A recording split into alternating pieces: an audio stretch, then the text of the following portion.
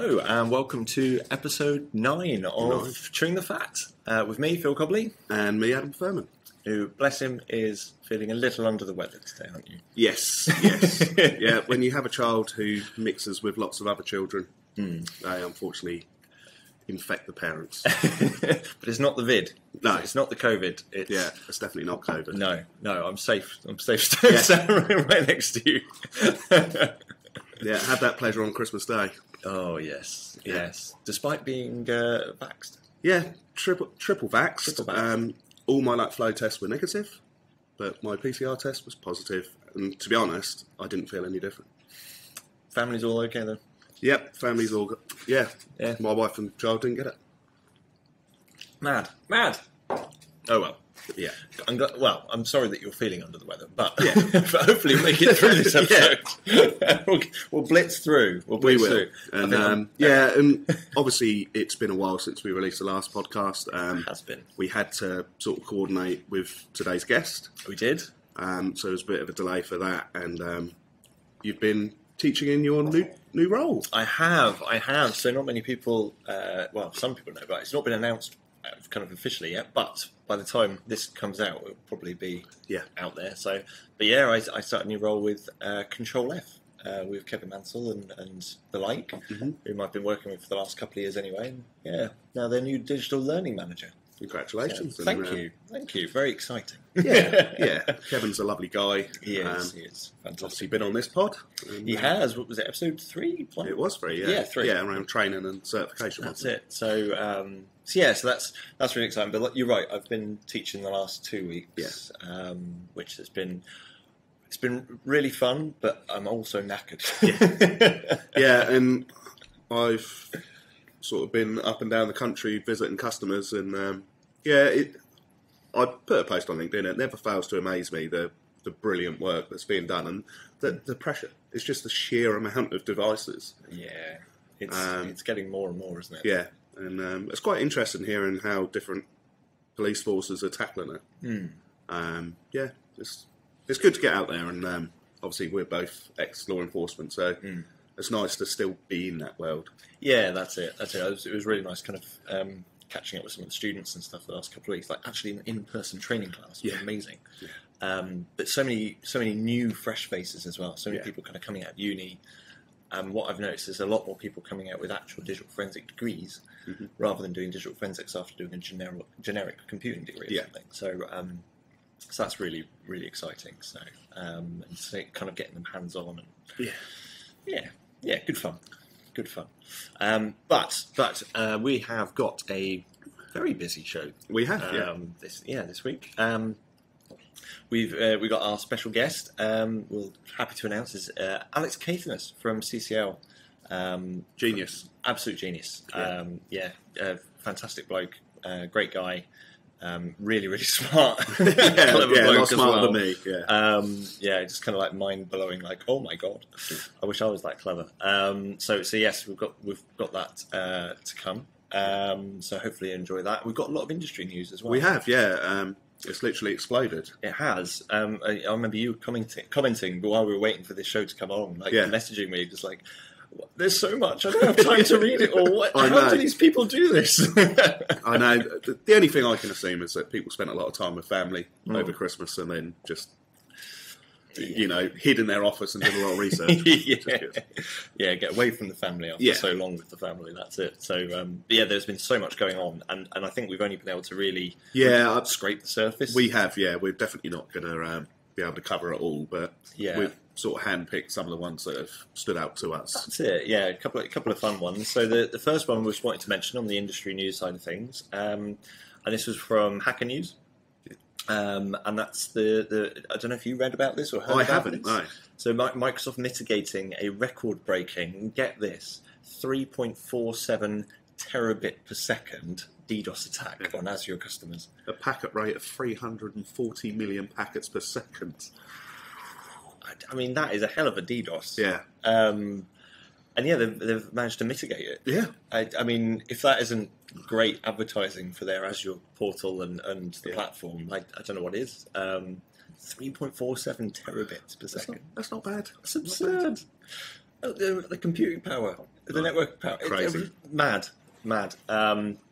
So that was quite an interesting read. So go and have a check of that one out. Also, one that I thought was really interesting that I kind of spotted earlier, had a very quick read through, using graphic card fingerprints to identify web users. Yeah.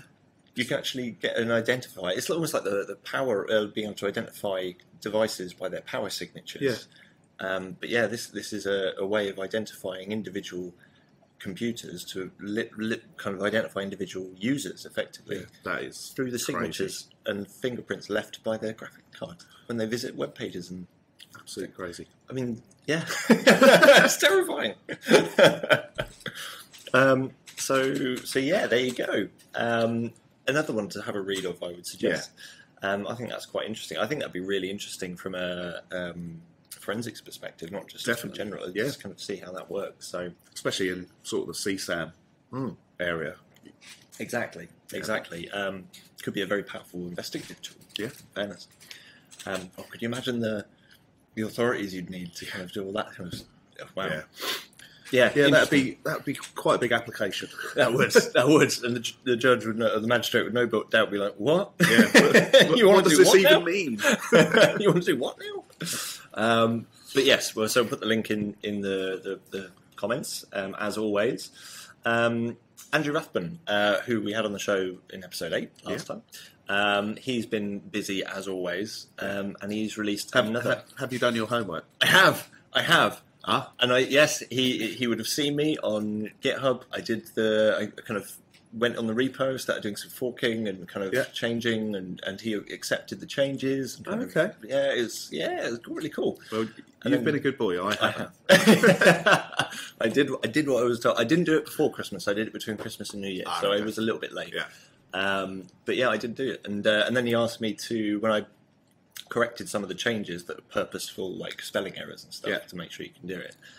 He then messaged me and asked if I could then create a new fork to then add some new mistakes to then and then well, not fork, branch, and then kind of merge that back in, so then the next person can then correct the mistakes I put in. And I added a little counter that people can add, so that every time they make changes, they can increase the counter, so we can see how many. Yeah. So I thought that was quite cool. But yeah, so I digress. So Andrew has been really busy on GitHub. He's done a load of repos, and he's created a new one called the DFIR Artifact Museum, which I thought was actually really cool. And effectively, what he's done is he's got a repo of a number of folders. Each of the folders have relate to a different OS. It's a different operating system in each one. And the idea is that we're kind of looking at storing and categorizing all of the commonly found artifacts from all of those operating systems. Kind of like the, is it the NSRL? Yes. Hash set. But actually having the artifacts there in their native form on the repo. So they can be hashed, they can be referenced. And also if for instance, Microsoft end up building a new kind of version or a new update, which then removes certain artifacts. Yeah, we've still got access to the old. Yeah, the access. So, I thought that was really cool. Yeah, kudos to Andrew again. Absolutely. So yeah, if you're kind of interested in getting involved and contributing to that, then go and have a look, because anyone can contribute to it. So it's a open public repo. So that's cool. Then Brian Maloney has also done some work on OneDrive forensics and working with some others to build like a GUI kind of tool that allows you to effectively rebuild and kind of restructure OneDrive folders and directories, which is pretty cool. So go and have a read of that one. Then the next thing on the list, Josh Hickman, he has been busy. He has, It's like every week he's been releasing something. And because we're recording the pod, he'll release something tomorrow, won't he? It will no doubt release something tomorrow, or today, this afternoon. Just so that we can. Maybe he's dropped an AirTag on us. Maybe he has. And he knows that when we're together, we're recording the pod, and then he goes, ha ha ha. Release. Oh, you know what? That might be a thing. Yeah. Check your bags. So yeah, obviously one of the articles is on Android Air. So Apple AirTags, but what artifacts remain on an Android device. Yes. So I think he planted one on his wife. Yes. Well, I think she knew about it. Yeah. Yeah, I forget myself there. Disclaimer: Josh is not stalking his own wife. Yeah. Yeah, we're not editing that out. No. We're keeping that. Funnily enough, I have told my wife that she's going to be fitted with an AirTag. Oh, have you? Yeah, because I on the back of what Josh has done, I want to do some more testing myself around it on iOS sort of side. Was she okay with this, or was she? Yeah, she was fine. Yeah, she said that she leads a very uninteresting life of dropping a child off at nursery, going to work, repeating that process 10 hours later, and so you encourage her to have a more exciting life just for a couple of weeks or something. Yeah. Go somewhere and don't tell me where you're going to go, and we'll try and work it out later. Yeah, make a bit of a mystery of it. But yeah, so I blame Josh for that. Yeah, but like, he does kind of get you curious, doesn't he? He does, yeah. Kind of. But so the AirTags was one. We've also got the Snooping on Android 12's privacy dashboard as well.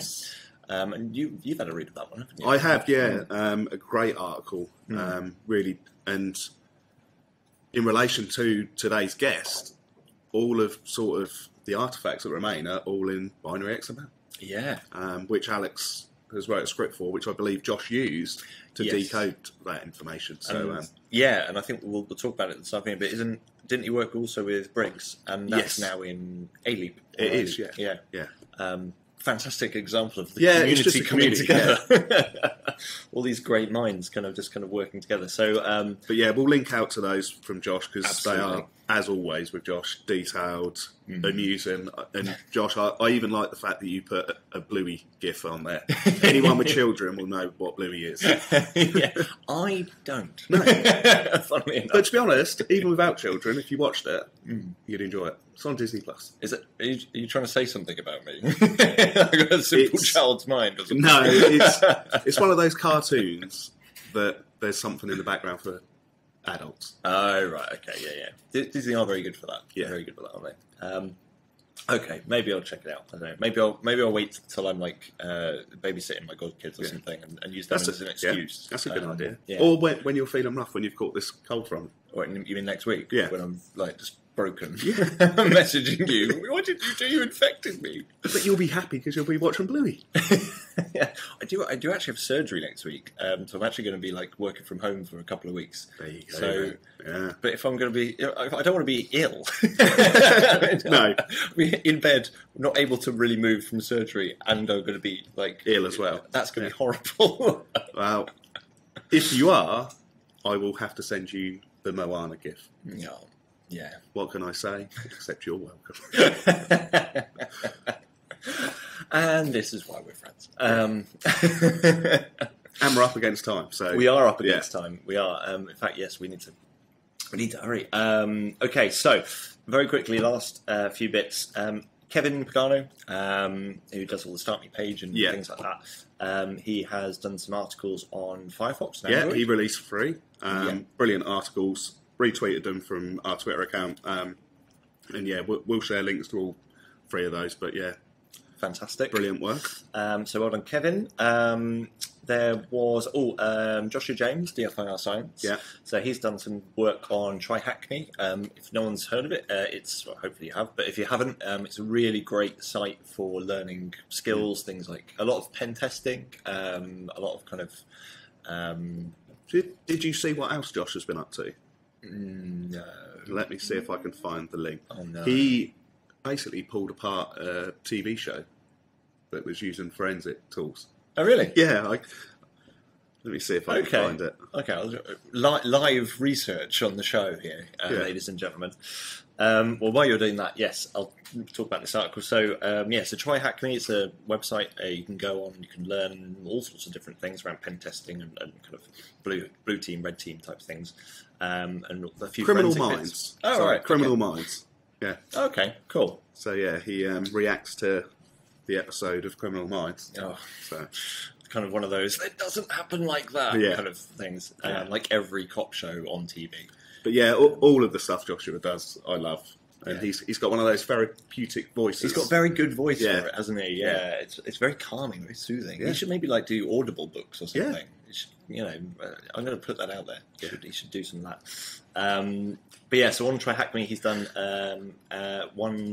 created a room on there, and it's an intro to Windows Registry artifact analysis, which is really cool. So go and check that out if you're doing any Windows forensic work. Want to learn a little bit more about registry stuff. Good as a refresher, or someone who's brand new to the industry. The incidental chew toy. Yes. So he's basically released Decrypting Secret Calculator Vault, another calculator vault app, but done a really nice breakdown of the investigation for it, and basically kind of shown kind of how to find the pins and the codes and various other stuff. So really great article. And it's now been integrated with Alexis as well. It has indeed. Yeah. It has indeed. So that's now on the Leaps Leap family. But yeah, the incidental tutor has done quite a few articles now, so we'll link out to them because all of them are very thorough. You know, a bit like your maths homework, thorough explanation, shows the working. Yeah, really, really nice. So go and have a check of that one. Then ForenSafe, who do Artifast. I don't know if anyone's used that at all. I remember testing it actually for some for mobile and MSAB. Did I test? Yeah, we both tested it. Yeah, we did. Yeah. So because we were using some of the open images, weren't we? Yes, we were. Yeah. But yeah, so ForenSafe have released an article on investigating Cortana, which, I mean, I don't know about you, but I turned Cortana off straight away because I like the Halo link. I love the Halo stuff. But it ends there. Yeah. Cortana and Halo, brilliant. I like the idea of them bringing her into Windows. That was quite cool, but execution, poor. Yeah. But if you want to investigate Cortana, if anyone leaves it on, then there's a nice article by Artifast on that one. ForenSafe, sorry. The next article we're going to be talking about with Alex anyway on his Android ABX binary XML files. Yep. So we'll leave that one. And that was another collaboration. And then we've also, I just wanted to put in, it's very UK specific, this one, but the Forensic Science Regulator has published in the UK proposed kind of statute, kind of legislation and codes, bringing the codes for digital forensic work into, and I think all forensics actually, into legislation, so then it gives them powers to be able to then enforce various things. So that's out for comment, so the draft has been released. Yeah, and the deadline is the 11th of February. Yeah, so if you haven't seen that yet, please do go and take a look at that if you're in UK law enforcement, forensics, whatever, and do comment on it, because that's going to have a big impact moving forward. I might actually share that on LinkedIn. I think that's going to be a good one to share, and lastly, I just saw this morning. I just thought it was really quite fun. So Forensic Forecast done a little music video. We didn't start DFIR. Yeah, I've listened to it. It's very good. It is. I love what they've done with the emojis. Yes, the faces. Really, really clever. And I've still got it in my head. Yeah, I've got it in my head. Kind of really catches. What's it? A wormhole? Yeah. Yeah. Earworm. That's it. Yeah, so it's in there. But yeah, we'll share that on Twitter so it gets in everyone else's ears. Exactly. It's really, really good. So just had to include that just for a bit of fun. You're not going to play it, are you? No, I'm not going to play it. I'm just going to share it to Twitter. Oh, fair enough. Okay. You're busy doing live stuff already. You are on it. You are on it today. Yeah. You might be ill, but you are sharp still today. Yeah. So fair play. I'm expecting you to crash this afternoon. I probably will. Yeah. Right. On that note, we'll draw the intro to a close, draw the news to a close, and let's go and have a chat with... why people are actually here. They want to hear Alex. Had a lot of people request Alex to be on the show, so we're very glad that he accepted. Yes, very, very glad. And let's see what Alex has got to say. Cut over to Alex.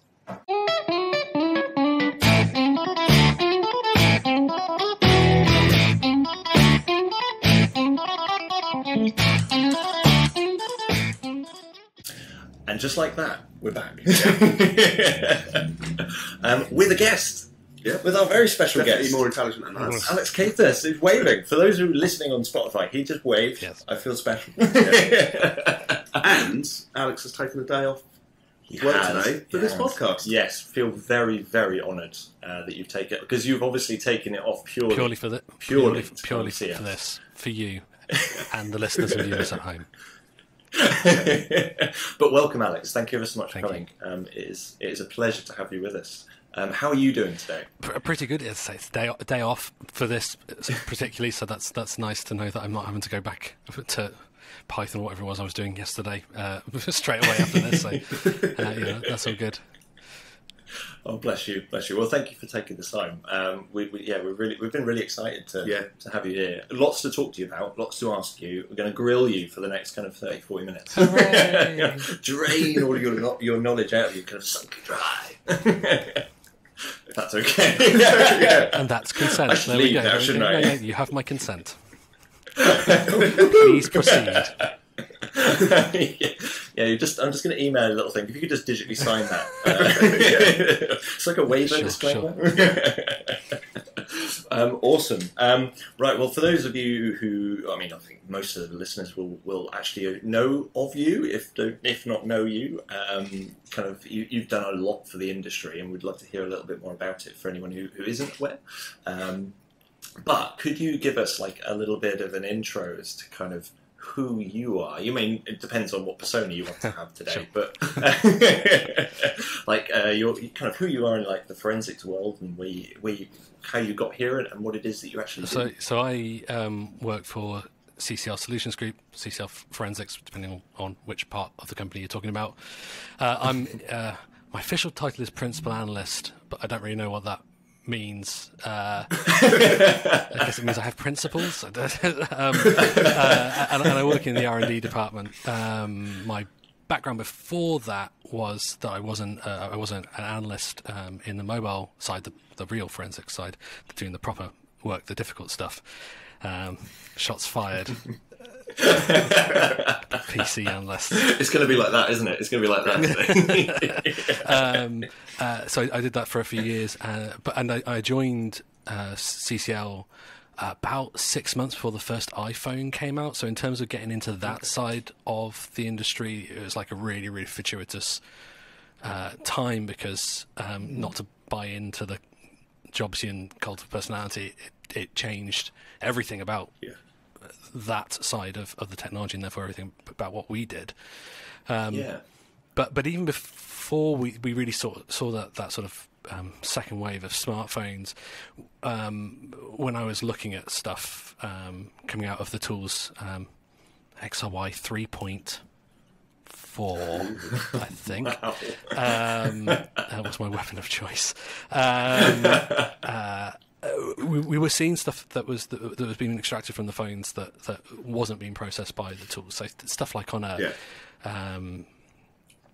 6. So did you used to love Exact as well? Yeah. To me, it was the FTK imager. I loved Exact. That was my and that was my hex viewer of choice for a long time, far after it sort of got relegated into the installation folder without getting an icon. I knew it was still there though, so I was using that for a good while after that. I make sure you always keep a copy of Exact. Unfortunately, you can't open the latest files though. Which is a shame. It's a shame. I love that. But I think the thing that sort of started the cogs whirring in terms of the R&D side of things was we were getting web cache from Series 40 rather, Nokia's, like a 6230i, I think it was, this particular phone. Decent, last good one Nokia made. Blah blah blah blah blah. And we were getting images coming out of this, and in this particular case, these images were of interest, but we had no way to provenance how they got to the phone. So we started reverse engineering the Nokia web cache format, and we were able to then show not just the URLs, but actually rebuild the web pages as they were seen by the user, and it put a very different slant on it. And it was at that point I realised that the tools were only going to give us what the tools could give us, and if we were going to do a thorough job, then we were going to have to plug some gaps. And at the time, the CEO was not into the idea of having an R&D department, so we kind of did it stealth, a few of the analysts and a manager who saw the value in it. And then about sort of 9 months on, when we were tendering for some more work, there was a lot of big talk about how great our R&D was, and then suddenly there was a department.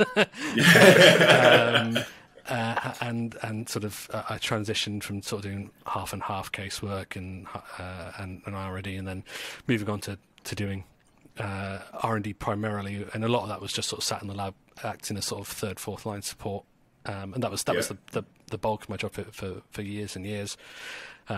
We built something along the lines of 1,300 Python scripts to fill in gaps from the various tools, whether that was getting stuff back from dumb phones or apps that weren't supported. 'Cause obviously, the mainline tools weren't necessarily doing a lot with the apps early on, because that wasn't seen as the primary focus. But we were constantly sort of plugging that gap, and obviously the tools caught up, and then we had that built in there. But and now the work's a little bit more varied in terms of sort of doing larger projects, building larger tooling, doing paid research and stuff like that. Yeah, and talking of the tooling and stuff, I mean, there's a couple of tools that I know we kind of use over at Control F and stuff, and kind of demonstrate, which you've been very much instrumental in developing, isn't there? I think like the likes of Ribbon, and Ribbon as it was RabbitHole now. And I don't know if you've heard it on the pod before, but I remember you showing me Ribbon when I came to CCL for a Python course, and it was before it was released. And I remember you telling me back then I wanted to call it RabbitHole. And to be honest, I ended up getting that license in my old police force, and it's my go-to tool. Great, I mean that's really my sort of labour of love, and I'm very fortunate that I'm able to continue developing it as sort of part of my role. New versions just come out with a bunch of new support, and actually the version after that's going to come out sooner than I thought, because I've just found a bunch more stuff to do with the stuff that I added. And indeed the ABX support in my development version is already in there now. So RabbitHole is fundamentally it's a data viewer, but it supports lots of different formats all at once. So you've got views for all of the stuff that you'd expect to see: XML, JSON, SQLite, of course. But then also has stuff for other formats that are sort of less supported by tools. So stuff like protocol buffers are a bit more supported now, but they weren't when we released it. Java serialization, flat buffers, the various Chrome formats, LevelDB based formats. But you can kind of shift your way through it. So if you see like basics draw embedded in a JSON file, you can right click on that, take that out, look at it in hex view. Oh, it's compressed. Okay, we'll decompress that. Oh, it turns out to be another JSON file inside the JSON file. That's sort of going down the rabbit hole. Hence the name that I wanted to use for the whole time. And because I really like file formats. I wanted to build viewers that were sort of a bit more forensically minded. Made sure that you could talk with confidence about where the data was. So little things like when you're somewhere in the JSON structure, you can say, okay, well, this is my path to this point in the JSON structure. So you can always talk about where it was. Make sure when you're looking at LevelDB stuff, in what file that record came from, what offset, whether it was compressed, all that kind of stuff that you wouldn't necessarily get from a non-forensic viewer for these things. And then also trying to build in a lot of the reporting stuff as well to make sure that it's actually quick to get data out. That's kind of a big part of it. It's a fantastic tool. I must confess, I wasn't aware of it until I started doing the work with Control F and working with Kevin and so on. And then kind of sitting on and then now teaching some of the courses where we use Ribbon and obviously now RabbitHole. I was just kind of so impressed with it. Yeah. And I remember we had one of your colleagues from CCL actually on one of our courses not so long ago.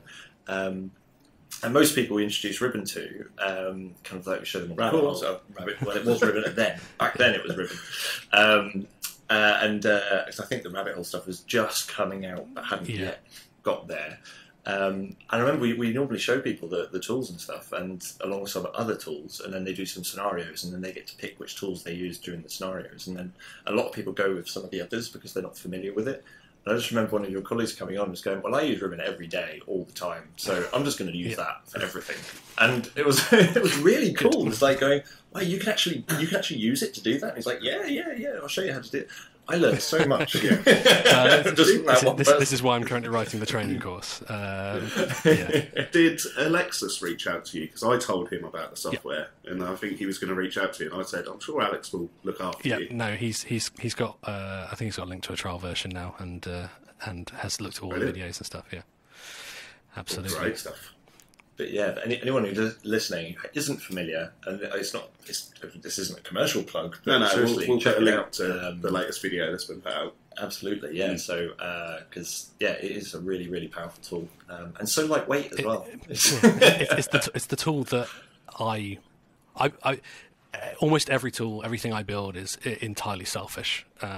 It's stuff that I want. At least you're honest. Yeah, it's stuff that I want. A lot of the features in there were only put in there because I wanted them. Like, there's a feature where if you decode an epoch time, there's a generate code button, and it gives you the code to decode that in Python, C# and SQLite, so you don't have to remember all the formulas. You can just sort of copy and paste it out of there. That's just for me, I'll be honest. If I find it useful, that's great, but that's purely for me. Yeah, there should be a menu button on there, just like Alex's stuff. It's like, yes, yeah. You can get that on like the pro version. Sure. I have to admit, and I'll say that. I'll say this now, that the person that wanted to change the name is no longer with the company. There was a command line switch in Ribbon. If you ran it with -- old school at the command line, it would change the name back to RabbitHole. That's awesome. There's the Alex mode. I like that. Yeah. I like that. Very cool. So I mean, from all your years in digital forensics and all the R&D and all that kind of stuff, then, are there any other, like, you don't have to answer this. This is going to put you in a weird position, but are there any like tools of preference that you have, like things that you kind of like to use on a daily basis, or you kind of default to if you can? X-Ways will be my sort of standard forensics tool. If I do stuff, I don't have to, because I don't do a lot of normal casework these days. So I honestly haven't used any of the mainline mobile tools in anger for a number of versions now, to my shame, honestly, because I should try and touch base with them a bit more. But the stuff that's open on my laptop when I'm working most often will be Python, some coding environment, some IDE, and a lot of times an IDE for another language as well, not because I'm writing code in that language, but because I'm reading code in that language.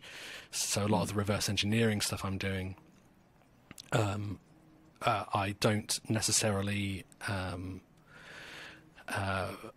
I'm not necessarily trying to reverse engineer dynamic code so much, if I can avoid it. So interacting with a device, looking at the changes, working out how that's represented in the data, because so much of the stuff now is open source. I'll just go and read the code that created it, and I think that's a massive reason to learn to code that is often overlooked when people are talking about why in digital forensics you should learn to code. Yes, automating stuff is amazing, and you definitely should build your own stuff, because it puts you back in touch with the data that maybe sometimes the tools abstract you from these days. And it's a great way to get back in touch with that. But learning to code means that you learn to read code, and reading other languages is a lot easier than learning other languages. So I can't write C++ for toffee. Like, I wouldn't even know where to start, but I can read it pretty easily. Once you understand a couple of things about addresses and references that are a bit weird. it's fine. So, like, for example, all the work that I did with the Chrome file formats, all of that stuff with IndexedDB and the web storage stuff, all of those scripts that I put out, that's all based on work, not where I've been generating code, generating data haphazardly to try and test certain things. I just read the C++ code that creates all that data, and then I validated my understanding by creating data based on that idea. So an IDE in many different languages is probably my most used tool, and code search on GitHub, and RabbitHole. And RabbitHole, yeah, absolutely. Yeah, no, I completely understand that, and I would very much echo that, kind of encouraging people to learn to code and kind of, or just to understand the code and what it's doing or what it's trying to do. I mean, similarly to you, when I was doing some of the Realm DB reverse engineering that I did with a lady from the Netherlands, a lot of that on GitHub, all of the Realm DB stuff is all in C++. And so kind of trying to not just break down a Realm database and kind of reverse engineer it, but also going back into the C++ side of things on GitHub to understand why it's calling certain things and why it's doing certain things. And like you, I can't write C++, so I have no idea how to do it.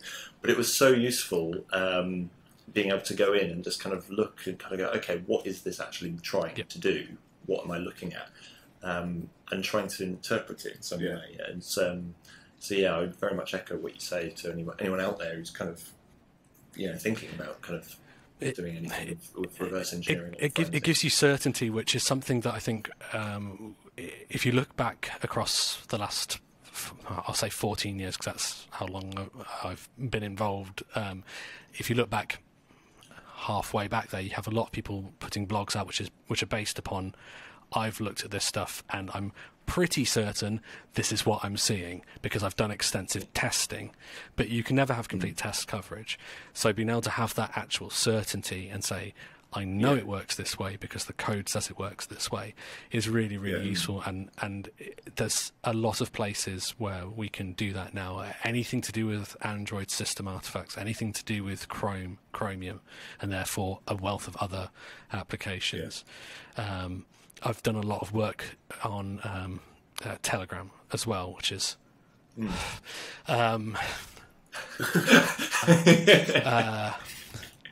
not...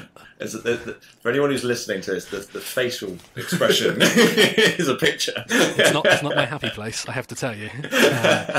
Leaving aside the fact that it's in Java, which is not what I'd rather be reading, but Java is it's certainly implemented differently. I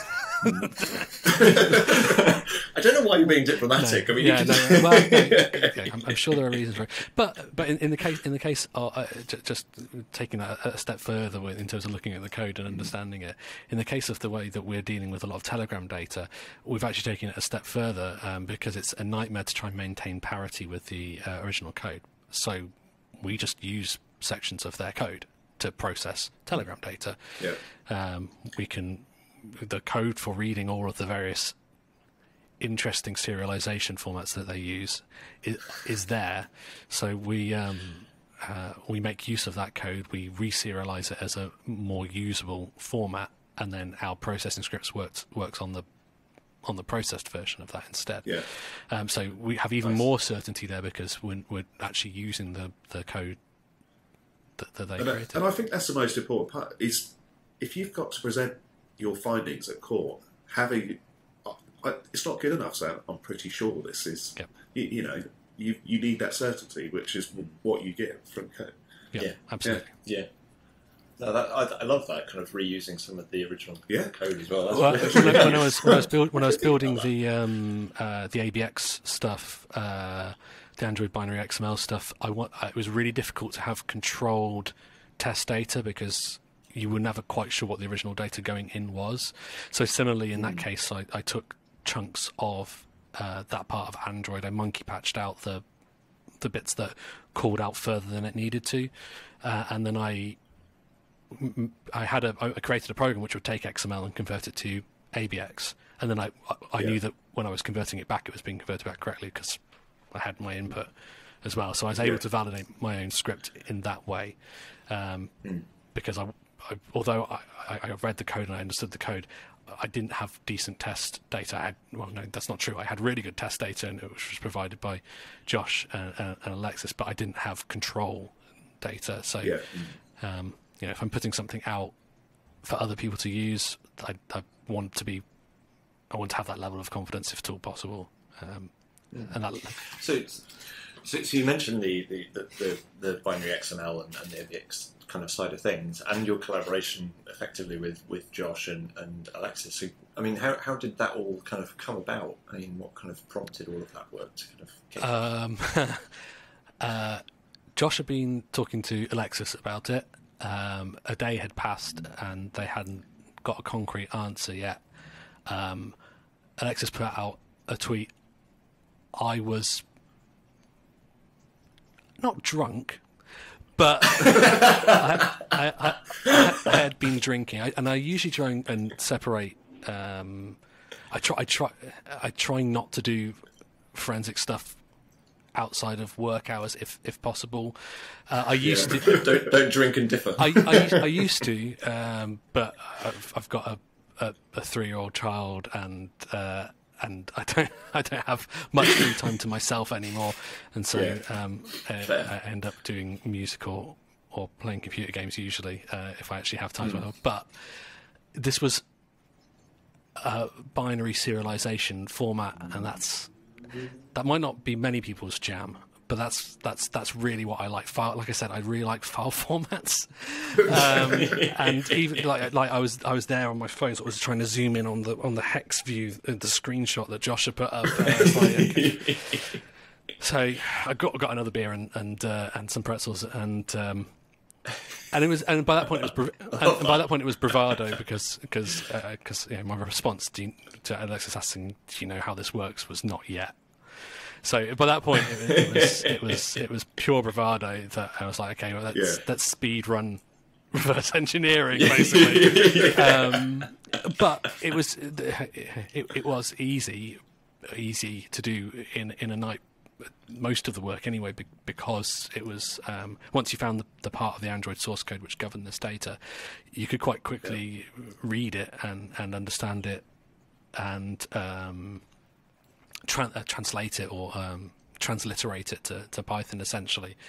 And at that point I only had one file to test against, but by the end of the evening I could decode that file into something that looked correct, and then I held off releasing it for and I'm sure at Alexis's despair, because he wanted to get it into his tools as soon as possible, because I didn't have that control data, and getting that control data meant I had to write Java, and I wasn't doing that drunk. It's hard enough to do that sober. or to be honest, willingly. So it took some time for me to get around to that. So Christmas passed, and then I was like, okay, right, I really should do this. So sort of first day back after the Christmas break, I was like, all right, let's just nail this down so that I can say that this is done.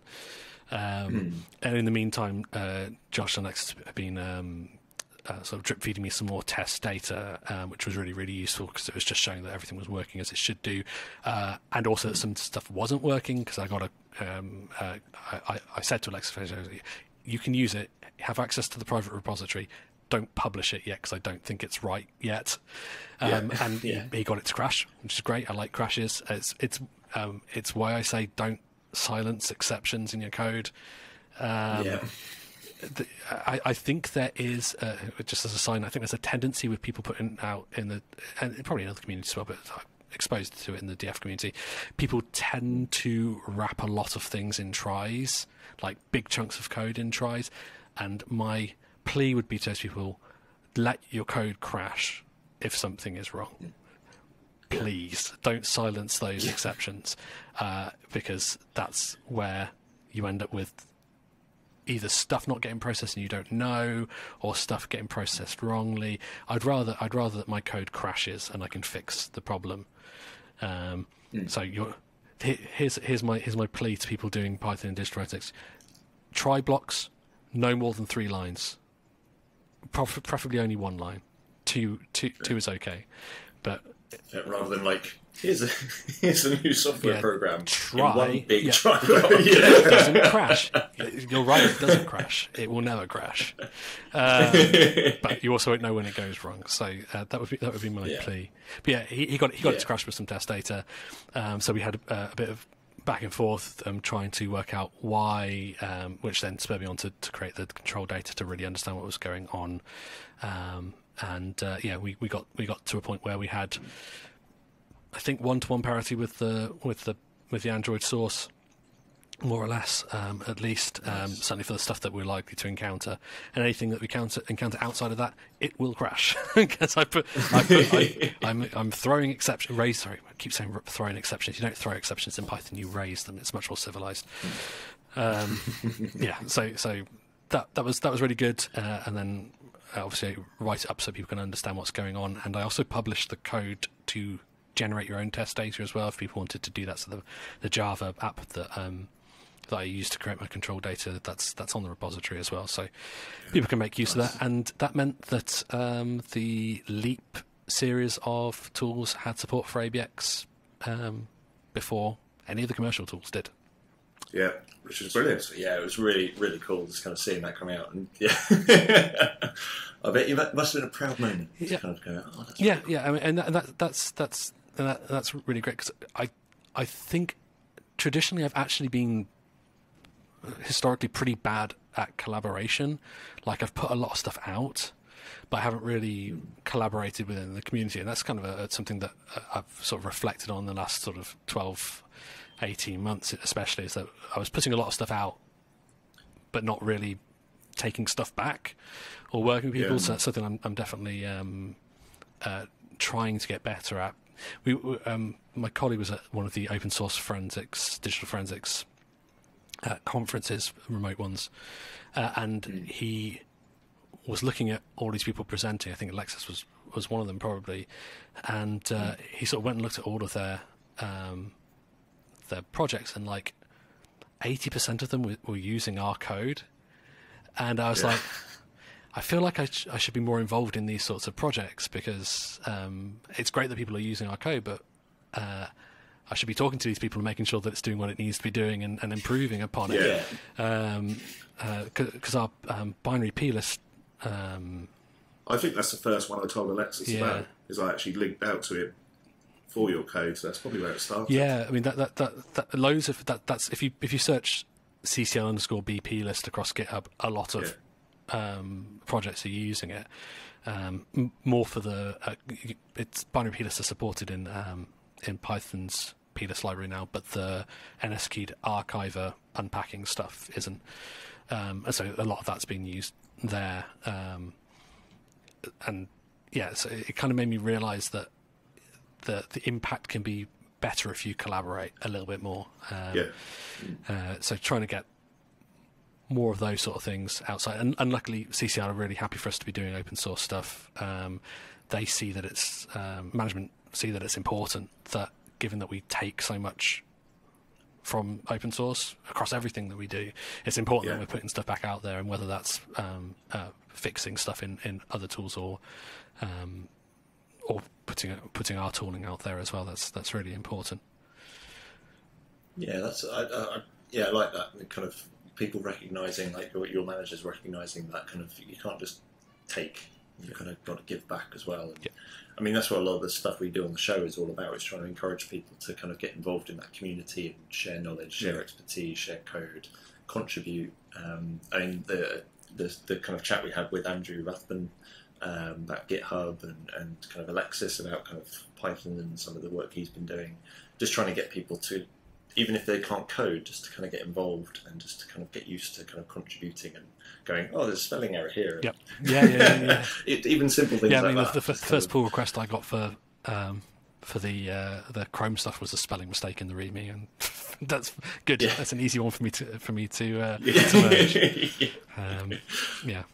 Yeah. So if you're listening and you still haven't yet, get involved. Get on those repos. Learn to GitHub. I GitHubbed in anger at Christmas. Yeah. I said I would. I did. I started learning. I went on Andrew's like practice kind of playground kind of repository and stuff, and the same day I did pull requests and stuff for it, made some changes, and the same day he got back to me, did some merges. It was kind of like cool, and he encouraged me to break some stuff for other people to then fix when they went. Very satisfying.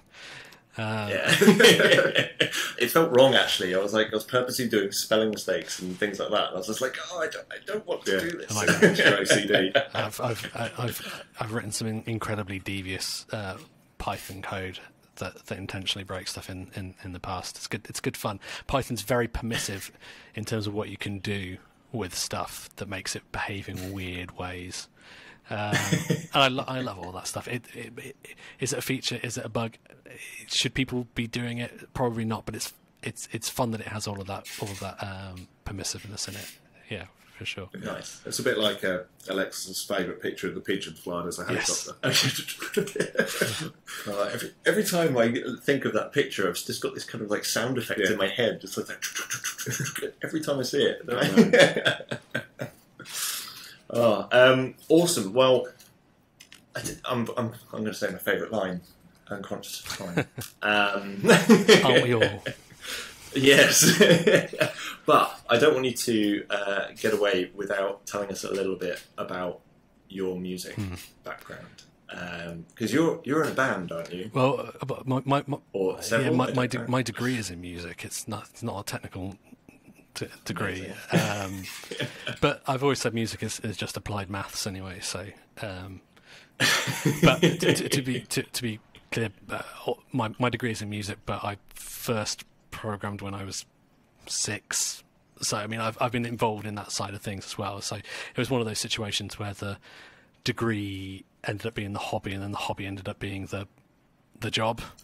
In fact, it was because I was in a band with someone who, all those years ago, was leaving CCL to go work in that London, and he said to me, "They haven't posted the jobs yet, but I think you'll probably be good at this. So if you wanted to apply before they get the stuff out, then you should." So I did. My original plan was to be a music teacher in a school, actually. So that kind of didn't happen. It's very different. Although I still get to do training, so that kind of scratches that itch a little bit. Yeah, so I applied. I went to the interview. The people that interviewed me saw that I had a music degree, and then what they wanted to talk about was new wave punk and jazz, which is fine. Because I have a music degree, so I could talk about that.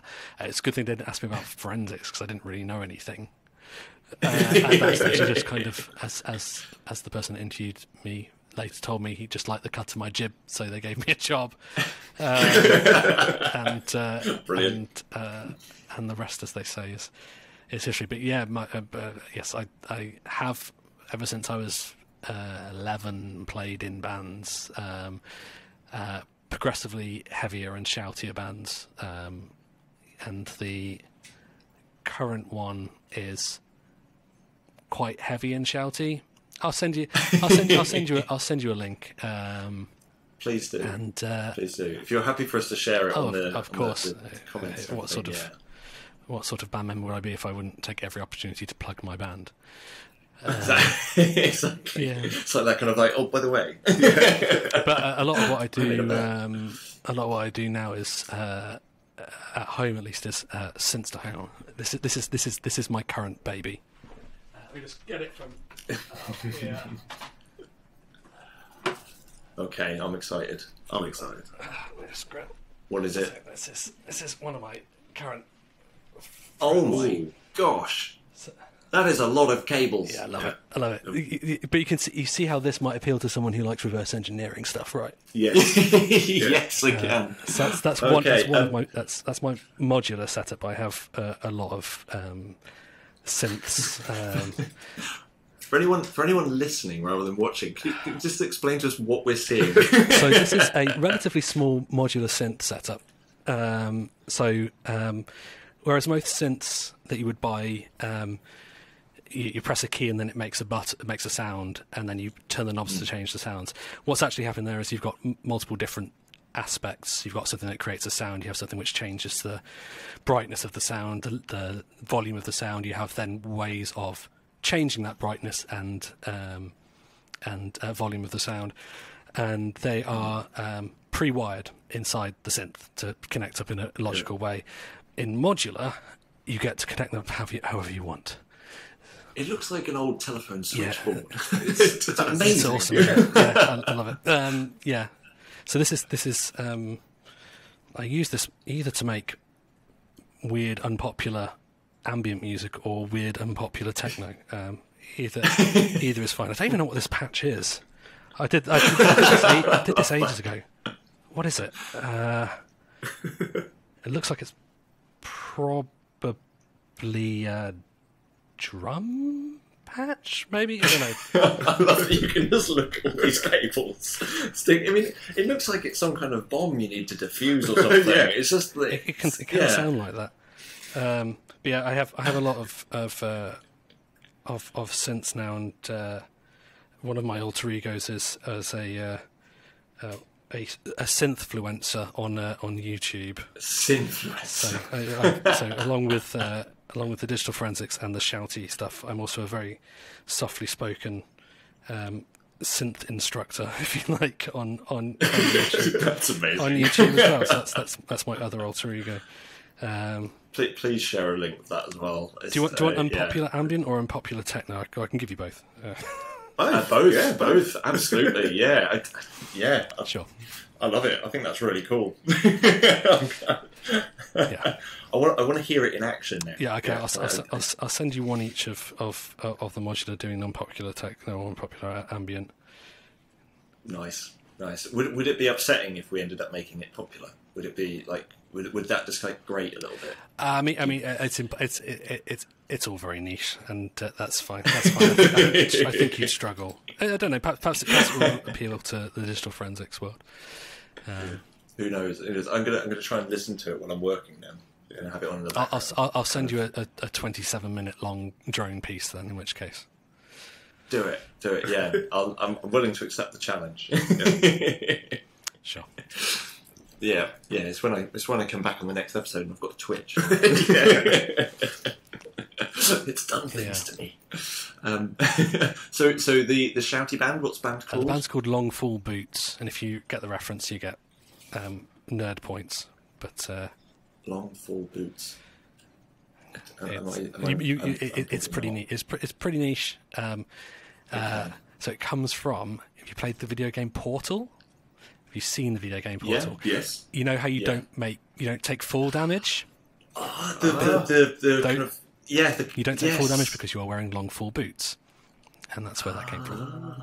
Yeah, because they're kind of those springy kind of things. I'm like, The band wasn't meant to happen. It came about because my other band's practice got cancelled, and I just got together with the drummer Ben, and we wrote an EP in an evening, and we're like, oh, that's fun. Perhaps when we get a moment, we'll record it, and then sort of slowly it became the main band. Got practice tonight actually, so looking forward to that. Nice. I have to tell you after the time off from everything, that everyone stopped seeing people, and then the other bit of time off that just happened over Christmas because no one was seeing people. The muscle memory comes back pretty quickly, but I can't. The shouting, the singing. My voice is not up to it anymore. I've spent almost 2 years talking very quietly almost all of the time, and now trying to sing loudly is a real struggle. I'll get there. I really want to hear it now. So I'll send you the links. Thank you. And I do love the reference. I do like the Portal games and stuff. So very cool. I like it. I must confess that when my brother was my brother's a couple of years older than me, but when he was at uni, he got really into his music and he bought a 4-track. Yep. And I remember there was one summer when he came back from uni, and I mean we both play guitar and stuff, and we wrote an album together and recorded it on this 4-track. It is awful, but it on a CD. Yep. Yeah. It's actually, and there's album art and everything, and it's I'm so proud of it, but it's terrible. And it's like one of the worst experiences of my life. Yes, that's a good way of describing all music. Could we hear it? Could we listen to a little bit of it on the next podcast? I don't know. I mean, that might be something where I have to get drunk.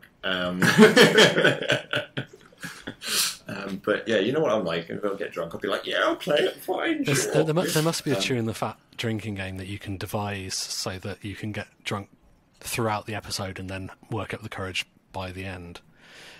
Maybe. I mean, we've only got 3 episodes after this one left for this series. So maybe on the last one we'll have to do it as a bit of a drinking game. Yeah. When we record it. Yeah. Do it live as well. Yeah.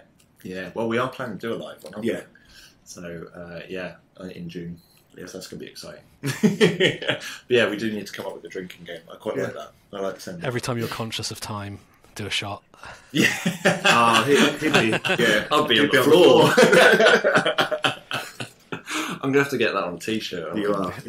That's a merch idea, isn't it? I'm conscious of time. Yeah, or on a mug or something. Yeah, or both. Yeah.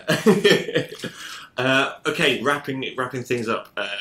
Any like quick fire like advice for any forensic noobs out there? Kind of like, oh, kids, don't do drugs, kind of thing. Kids, open up your Chrome app data folder and explore it, because you will come across almost every major type of data format that you're likely to come across on the job. That's something that I've been telling our new starters, because a lot of people that come out of forensics degrees have never looked at data, it feels like sometimes. Not all people, not all graduates, and not all degrees, but certainly that is a great place to encounter most of the types of data formats you're going to find. You'll find XML in there, you'll find JSON in there, you'll find databases, you'll find LevelDB, you'll find protocol buffers, you'll find the lot. You'll find some proprietary cache formats. Grab some free tools, possibly grab CLeap as well. There you go. That's something that processes Chrome data, for example. Using some excellent Python code from some guy. And explore the data, because you won't necessarily always get the opportunity to understand the data on that level when you're processing things through the tools, the commercial tools. But you should understand what those tools are doing. You should. Absolutely. Awesome tip. Sounded nice. Yeah, love it. Thank you so much. Alex, it's been a pleasure. The pleasure's been all mine. Thank you ever so much for taking time off for us. Yeah. I mean, that's still awesome. It's been great having you on the show, and also just kind of hearing all about kind of what you've done and kind of what you're doing, and also the music as well. I'm really excited to have a listen. I can see Adam on his screen has got LongFallBoots up. I have. So guess what's happening when we hit stop. But thank you ever so much. It's been a pleasure. So hopefully we'll catch up with you soon. Great. See you soon. Thanks, Thank you. Alex. All the best. Well, that was Alex. Yeah, what a guy. What a guy. Great fun as always. Having so many silly things being said after the recording. Yeah, going. But Alex did make a good point. You did start the recording with the best words. I did. Yeah. I did. Can't take it back now. I can't take it back. It was probably not my best, not my finest choice of words. But I've got no regrets. But no, Alex has done some great work for the community. Like he was saying about how much his code has been reused. And I've been very fortunate to attend one of Alex's Python classes. And the guy's a genius. Yeah, I'd love to at some point, to be honest, if I got the opportunity. So, but I'm looking forward to catching up with him at one of the conferences later this year, and kind of having some of those drunken conversations and doing some drunk DFIR. Yeah, drunk DFIR, which definitely got to be a sticker or a t-shirt there. It's got to be. Yeah. Don't drink and differ. Yeah. Or do drink a different. Whatever your preference, really. Yeah, we do need to have a chewing the fat drinking game. We do. And Alex is saying about every time every time I say I'm conscious of time. Yeah, you have to do a shot. I'd be broken. You would be. I would be absolutely ruined. But I'm okay with it. Yeah. I'm okay with it. Okay, so Alex he's going to come back to us on the faux pas. Yeah, so we did put him on the spot. We did put him on the spot a little bit. He's going to come back to us with the faux pas. So we're going to add his faux pas into a future episode later in the series. But we're going to still have faux pas, albeit one of our own. Yeah. So let's let's do the faux pas segment.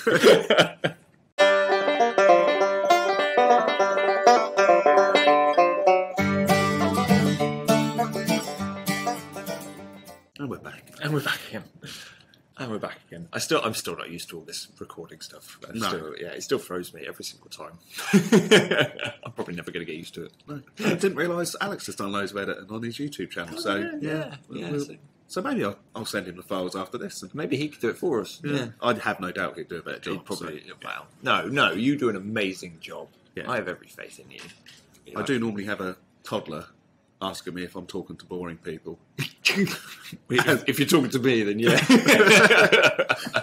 But that's what he thinks my job is. Well, I mean, in a way. Yeah. In a way. Although, actually, I'm going to get in trouble if I go down that route, so I'm going to stop talking. So, forensic faux pas. As I say, Alex is going to come back to us with another faux pas another time. But just kind of as another kind of slotting in, I'm not going to kind of say specifically who this relates to. Mm-hmm. I'm going to keep it anonymized, but it does relate to a circumstance which maybe some of you have come across. I don't know. Yeah. I don't know if you've come. You know what it's going to be, but have you kind of come across anything similar to that? Yes. Yeah. Okay. So it's okay. Cool. So if this does sound familiar, then I hope you get a bit of a snicker out of it. But a digital forensics laboratory that will remain unnamed. I am aware of circumstances where someone was having trouble with their tableaus. So Tableau write blockers via hard drives with, you should be doing it anyway, but with ISO 17025, doing your validation, verification. Make sure that's working. Make sure it's all working. Make sure it is doing what it says it should do. And going around, these individuals going around doing their verification of their tableaus, get with a hard drive, plugging them in, and they come to their first one, plug it in, absolutely nothing. Nothing appears on Windows, nothing is popping up, there's no kind of, you usually get that kind of pop-up with kind of like this drive needs formatting or something, all that kind of nonsense. Nothing at all. Not even, it was a physical disk, spinning disk, not even a whir. Nothing at all. Yeah. So this kind of initial thought was, this one might be broken. Yeah, Tableau down. Good thing we've been validating this. Move over to the next machine. Try that one. Nothing again. The chances. What is wrong with these tableaus? What is going on? Yeah. These were working absolutely fine, like the day before. So I'm informed that this happened for a number of machines to the point where the lab started panicking in a kind of, what's happened? Have we had like a power surge? Has something knocked them all out? We got a dodgy batch? What's going on? They functioning tableaus. How are we going to work? Oh my gosh, what are we going to do? You could just fall back to Linux, but I'm just, But what are they going to do? And so they kind of start having a bit of a head scratch and a bit of a meeting about this. And then one of the other examiners comes into the lab, asks what's going on, and they're informed. They say, "Oh, are you sure?" Get hard drive. Let me just check. Walk over, plug in Tableau, turn Tableau on. Drive spins up and it's detected. So, turning the Tableau on fixed it. That little on button on the Tableau, you kind of have to press it. Yeah. They nearly got rid of all of their Tableaus and spent a load of money buying new ones because they forgot to turn them on. There's simple mistakes. We've all made them. We have. But yeah, I always chuckle when I hear things like that. Actually, saying that, I've just remembered I did have something like that in class the other day when we were doing some computer forensic, capturing computer evidence training using FTK and similar like that with write blockers, and we've got a Tableau, got a WeaverTech. And one of the students was like, "It's not detecting this." I think it was a USB drive or something. Yeah. It's not being detected. It's not working. I can't see it. I can't see it in FTK. And I came over. It must have been late in the day or something. And I was looking at it and that is really weird. Maybe try shutting down FTK and firing it back up. I hadn't realised they hadn't plugged in the USB cable for the write blocker.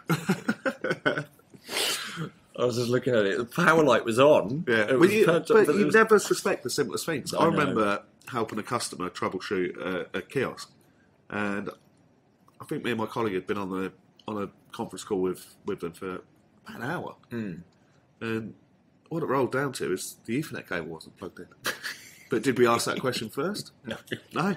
People complain about support going, have you tried turning it off and on again? Yeah. Have you tried this? Have you tried that? And going, yes, I've tried all the basics, but there's a reason why they have to go through that. Exactly. Sometimes they get missed. Yeah. But anyway, there we go. There is our forensic faux pas. And with that, the conclusion of this episode 9. Episode 9. So watch this space for episode 10. I imagine we'll be recording that relatively soon. Actually, we will be. We're a bit behind on our schedule. But we hope you've enjoyed it. Thank you again to Alex for giving us the time and kind of spending all that time with us, talking about everything that he has. And really Alex he's sent us some links to share, so he has. We'll share them as normal. We shall indeed. And as always, we'll put all of the news articles that we talked about. They'll all go into the comments and everything like that. As always, if you've got any thoughts, comments, feedback, whatever, faux pas, anything you like, please do send them in to us. I can't remember the email address again.